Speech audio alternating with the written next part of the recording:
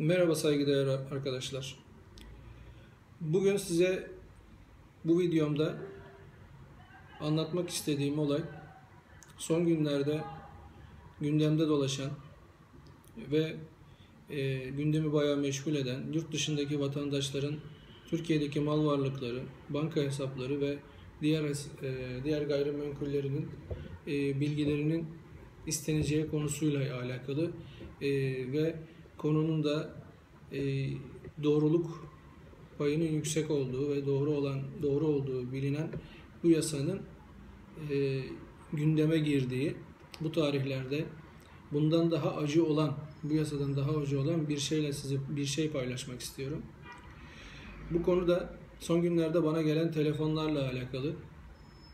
İnsanlar telefonlarda akrabalarını, eşlerini, dostlarını şikayet edeceklerini ve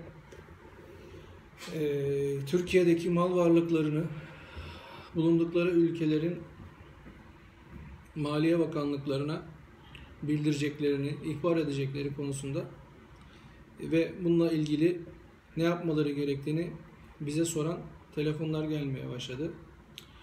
Ve bu telefonlar bizi çok rahatsız etti. Daha doğrusu beni çok rahatsız etti. Kanımı dondurdu diyebilirim. Yani arkadaşım, biraz daha samimi konuşmak istiyorum sizinle. Arkadaşım, siz orada zaten bir takım eziyetler çekiyorsunuz. Bu eziyetlerinizin üstüne, zulümlerin üstüne bir de soydaşını, kandaşını bana şikayet edeceğim diye beni arıyorsun. Bu nasıl bir hırstır? Nasıl bir kişiliktir? Bırakın bunları, orada birlik olun, beraberlik olun ve bu konuyu çözmeye çalışın.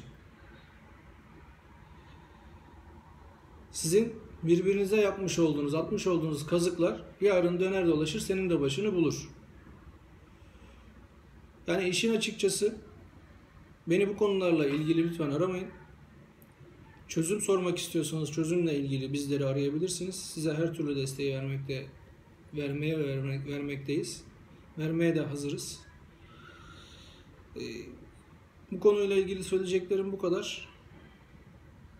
Huzurlu kalın, onurlu kalın, düzgün kalın, hoşça kalın.